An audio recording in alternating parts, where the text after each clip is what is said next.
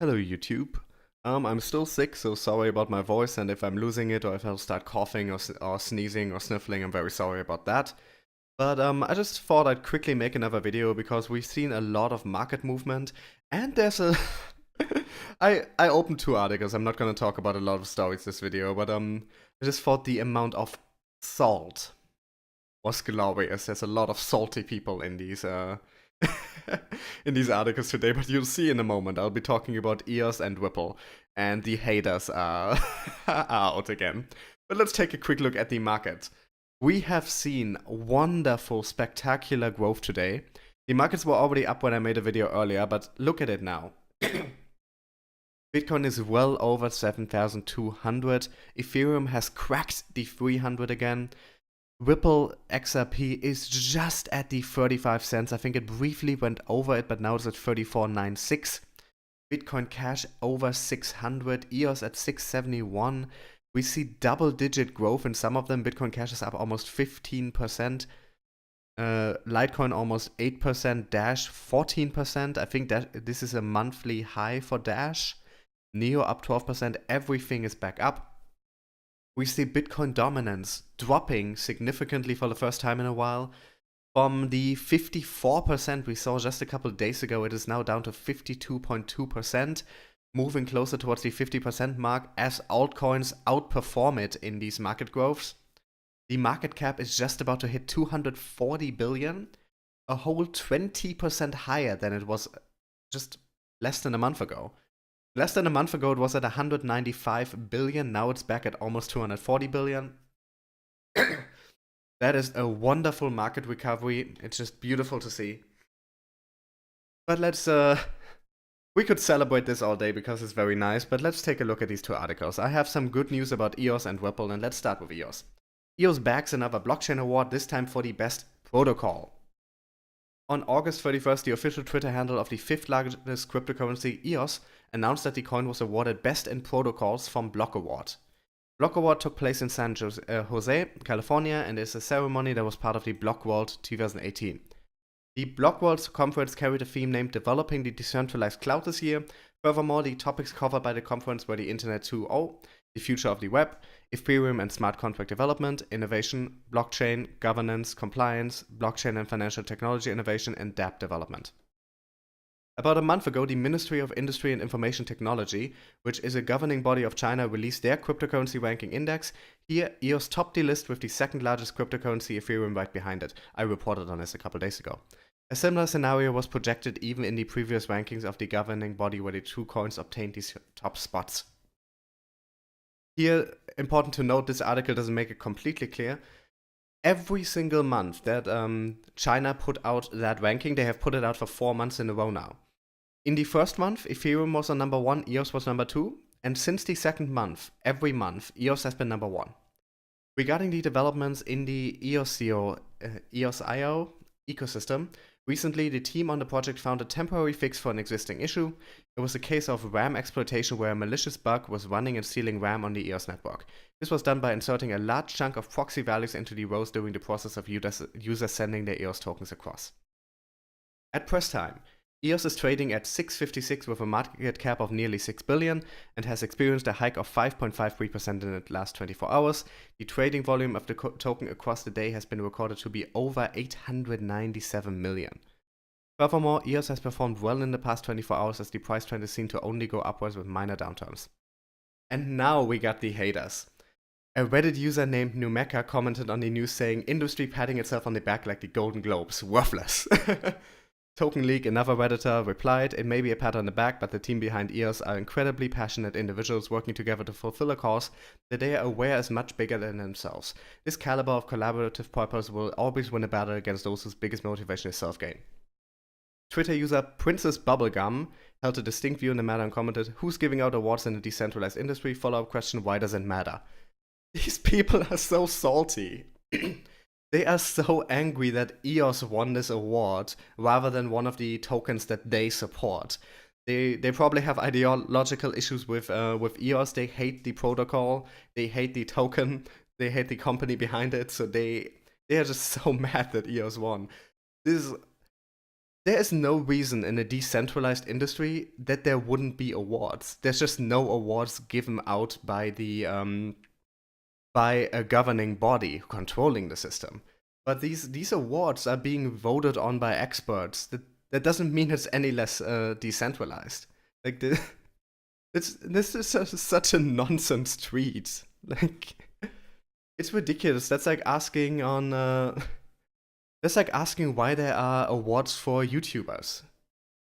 Uh, when there's no one system controlling them. Well, there's obviously YouTube the company, but you get the you get the example. It's just such salt. Also, the industry patting itself on the back. Their tune would change completely if their favorite token got this award. Like, and also, why not? Why not? You can just ignore these awards if you don't like them. But there's nothing innately wrong about it, and EOS has good technology. Why should they not win a tech award? This is not an award about their ideology or about how centralized or decentralized they are and whether they should be. So this is utterly ridiculous to me, and some people just have the biggest hate boner for EOS. And moving on to the other story for this video, the other major crypto that a lot of people have an irrational hate boner for, Ripple beating the banks, but centralization concerns remain. Now, this should just be a positive article about how great Ripple's tech is, but you will see both in the title and in the article itself that this is they just can't help themselves. They have to bring that negative angle in. And anyone that has made an international bank transfer will feel the frustration of waiting for at least a day and paying far more than should be necessary for something that can be done with a click of a button.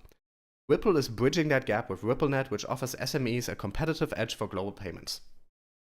The San Francisco-based blockchain firm has taken to its blog to proclaim that the world's payment infrastructure hasn't changed since the heady days of disco, nearly 4 decades ago. Business operations are unnecessarily hindered by today's archaic banking systems built upon decades-old infrastructure. Businesses today need to plan for days of delays while banks and payment providers self-fund multi-currency accounts and pass the costs and overinflated foreign exchange rates and transaction fees onto their customers. A significant percentage can be lost sending money from one country to another, going through a number of different currencies. The only ones profiting are the banks. According to the company, RippleNet speeds up transactions, reduces costs, and introduces a level of certainty to global payments. We don't even need the according to the company here. This is just facts about its technology. Using RippleNet, banks and payment providers can reimagine a payment from invoice to confirmed settlement for their clients.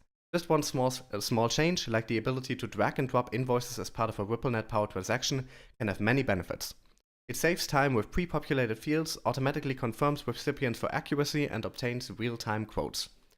Smaller transactions in emerging markets such as Brazil, India, and China will benefit more from an international cross-border payments platform that doesn't take days or cost a hefty slice of the remittance. According to the World Bank, global remittance payments will grow by 3.4%, or roughly $466 billion this year. Ripple is currently at the forefront of the industry and has partnered with over 100 banks and payment providers across the globe. It claims that it connects all parties in a global transaction through a single, seamless, frictionless experience. Built for the internet age, Ripple delivers access, speed, certainty, and savings. This article could end here. This is the noteworthy thing. This is what should be reported on, but it continues. While this may be a service long overdue, crypto aficionados and cyberpunks claim that Ripple is as centralized as a bank and will still profit from these transactions. The company, however, argues the opposite, claiming that the XRP ledger is based on an inherently decentralized democratic consensus mechanism. The key thing to note here is that Ripple is the company with products such as RippleNet, XRapid, and XCurrent, while XRP is the ledger working on blockchain principles used by other cryptocurrencies. The bigger thing to note here is that the company or its executives holds a massive proportion of these tokens, which can enter or leave the market as and when they see fit, and consequently have a huge influence on price. First of all, this isn't even true. They do hold a large percentage, but a lot of that is frozen for the foreseeable future, locked away, and can't be used to flood the market.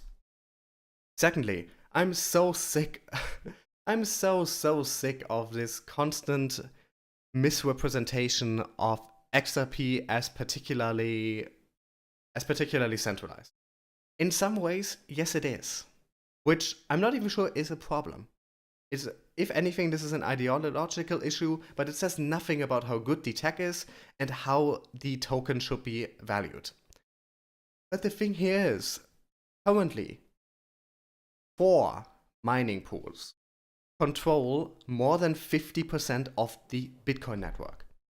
Bitcoin is so centralized that 4 accounts control more than half of it.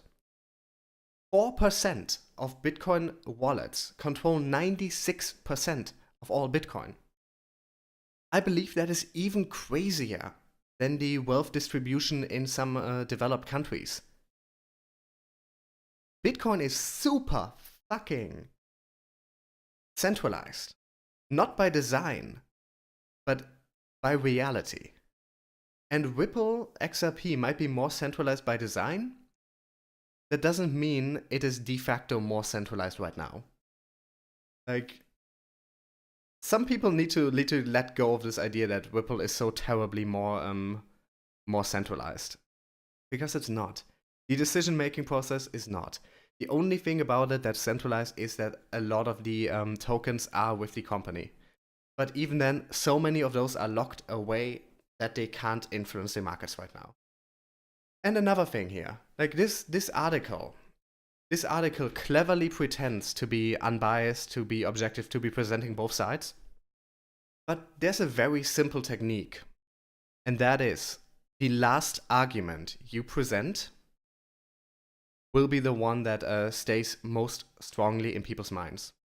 And both in the headline and in the article itself, it ends on the con arguments. But centralization concerns remain. And up here, the last two paragraphs are all negative. And you can also tell they are phrased differently. Everything positive is either delivered in quotes or in according to the company, allegedly, blah blah blah. The negative things, just it should be noted. It is the case. Like, I'm so sick of this. I'm perfectly fine with people not liking XRP, Ripple not wanting to invest in it, with people disagreeing with the ideology behind it, with people not liking how centralized or decentralized it is. But I'm sick of these. Well, these are essentially hit pieces masquerading as unbiased analysis, and I'm sick of them. It's ridiculous. Like, we have much more centralized coins with much worse tech, much worse use cases, much worse companies behind them. Ripple has so much funding. Ripple is working with what, like 80 banks? Major banks.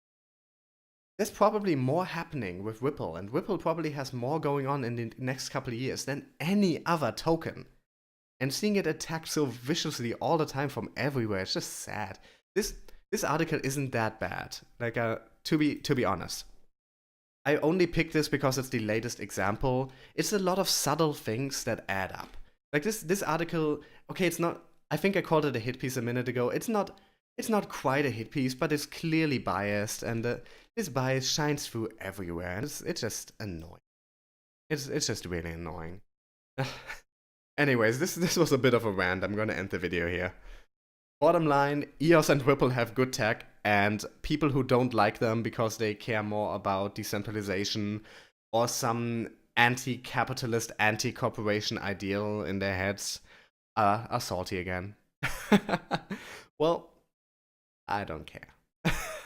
I will see you guys soon, and I almost lost my voice again, so I think I have to end here anyways. Bye.